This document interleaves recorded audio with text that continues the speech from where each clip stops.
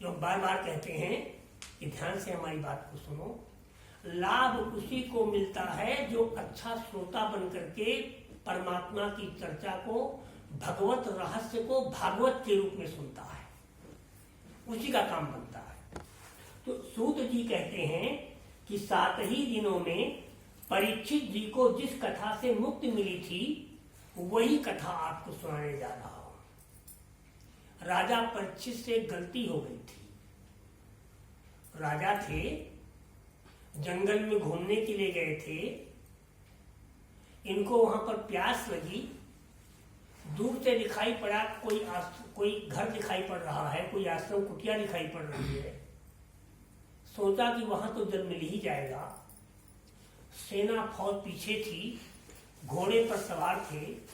वहां एक संत नंगधड़ंग, केवल कौपीन वस्त्र पहने हुए, खुले बदन बैठा हुआ, ध्यान में बैठा हुआ था। राजा घमंड से महाराज परीक्षित चूर थे, घमंड से चूर थे, मैं राजा।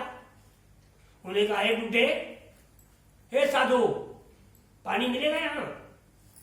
वो तो ध्यान में डूबे हुए थे, उनको किसी की आवाज कहां सुनाई पड़े। राजा को गुस्सा आ गया, बोले बड़ा ढोंगी है। तो बगल में देखा एक सांप पड़ा हुआ था, मरा हुआ। उन्होंने उस सांप को उठा करके उसके गले में लपेट दिया, उस संत के गले में लपेट दिया। कहा चलो यहां से। और पूरी सेना को लेकर के शिकार खेलने गए थे, वहां से लौट आए। थोड़ी देर बाद उस संत का बेटा वहां गया। संतों के भी बीवी बच्चे होते थे, क्यों नहीं होंगे, लेकिन वो यज्ञ समझ करके अपनी आहुति देते थे। बच्चे को परमात्मा का भेजा हुआ जीव समझ करके उसको सेवा करते थे। ऐसे शालिग्राम की सेवा, वैसे बच्चे की सेवा। बच्चे की सेवा शालिग्राम की चालू कर दो, वो परमात्मा की सेवा हो जाती है। अंतर कोई नहीं, वही सब होता है, सब एक ही। तो वो उनका बेटा आ गया, उसने अपने पिता के गले में उस सांप लिपटा देखा। वो भी बड़ा तपस्वी था, कमाल कितना तपस्वी था, वो भी तपस्वी था। उसने फट से जल लेकर के अपने हाथ में लेकर के मुट्ठी बन करके शाप दे दिया। कहा जिस किसी व्यक्ति ने हमारे पिता के गले में मरा हुआ सर पहनाया है, 7 दिन के अंदर तक्षक के काटने से उसकी मृत्यु हो जाएगी।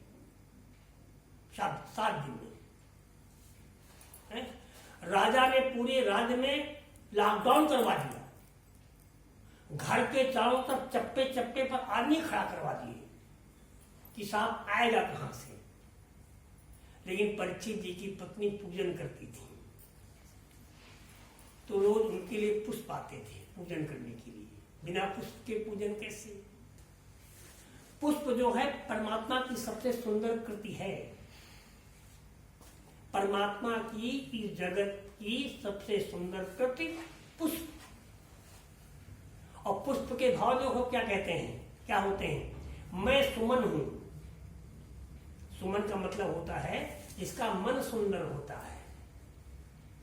तन तो बहुत लोगों का सुंदर होता है, लेकिन जिनका मन सुंदर होता है वो सुमन कहलाते हैं। इसीलिए उसको सुमन कहते हैं, पुष्प को।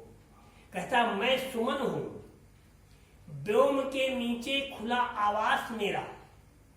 आवास समझते हो? घर। व्योम माने आसमान। व्योम के नीचे खुला आवास मेरा, ग्रीष्म वर्षा शीत का अभ्यास मेरा। झेलता हूं मारुत की निरंतर, झकोरे बर्दाश्त करता है आंधियों के। झेलता हूं मारुत की निरंतर, खेलता हूं जिंदगी के खेल हंसकर। फूल कभी रोता नहीं है, झेलता सब है। झेलता हूं मारुत की निरंतर, खेलता हूं जिंदगी के खेल हंसकर, मैं सुमन हूं। ये उसके भाव होते हैं। अगर उसकी माला बना करके भगवान पर चढ़ा दो तो भी हंसता रहता है। उसी की माला बना करके लाश पर चढ़ा दो तो भी हंसता रहता है। उसी पुष्प को भोजनाथ पर चढ़ा दो तो भी हंसता रहता है।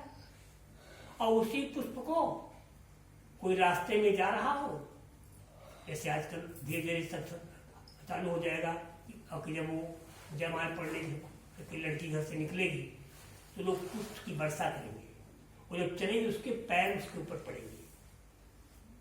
लेकिन पुष्प प्रसन्न रहता है, चाहे पैरों से कुछ लो चाहे भगवान पर चढ़ाओ। पुष्प अपना स्वभाव नहीं बदलता है, प्रसन्न रहता है। तोड़ने को जिस किसी का हाथ बढ़ता, तोड़ने को जिस किसी का हाथ बढ़ता, मैं बेहस उसके गले का हार बनता नहीं? जो तोड़ने को उसके गले का हार बन जाता है। लाश पर चढ़ना कि बिछना, लाश पर चढ़ना कि चढ़ना देवता पर, बात है मेरे लिए दोनों बराबर।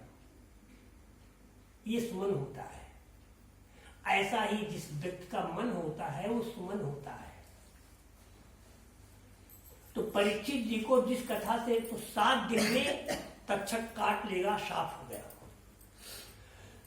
जो पूजा के पुष्प आए थे उसमें छोटा रूप बना करके तक्षक छिप गया। तो उन पुष्पों को केवल महारानी ही छूती थी। कौन छुएगा? गेट कीपर तो छुएगा, हिम्मत कैसे? अब देखो तक्षक, राजा का सब पहरा लगा हुआ है, कैसे काटेगा? चप्पे चप्पे पर सांप की निगरानी हो गई, लेकिन फूल के अंदर छिप करके पहुंच गए महाराज जी हैं। लेकिन वो सांप सता रहा था कि 7 दिन में तक्षक काट लेगा।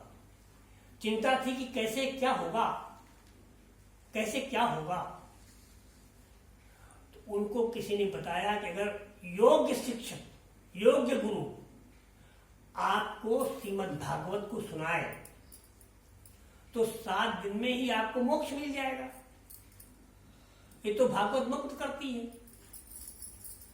अब ये सोच करके इनको राहत तो मिली, अब योग्य गुरु कहां मिले? हमने कल कहा था गुरु ढूंढने से नहीं मिलता है, परमात्मा पर विश्वास रखने से मिलता है। वो स्वतः भेजता है। राजा परीक्षित इसी चिंता के मारे नदी में स्नान करने के किनारे गए और गुरु को कौन मिलेगा, कैसे हम श्रीमद् भागवत सुनेंगे? इतने में देखा कि उधर से नंग धड़ंग सुखदेव महाराज चले आ रहे हैं। परमात्मा भेजता है। तक्षक महाराज जाकर के परीक्षित महाराज जाकर सुखदेव जी के पैरों में गिर पड़े कि महाराज हमको कथा सुना दीजिए। जो व्यास जी ने जब श्रीमद् भागवत लिखी थी तो अपने बेटे के पास फिर एक बार गए थे और सुखदेव महाराज से कहा कि बेटा हमारा एक काम कर दो, पुत्र धर्म के नाते कर दो या जगत धर्म के नाते कर दो, ये सबका उद्धार करने वाली है, तो तुम इसके प्रचार करने का जुम्मा ले लो। बस हम तो मरने वाले हैं, इसका नाश न होने पावे, इसके प्रचार का जुम्मा ले लो।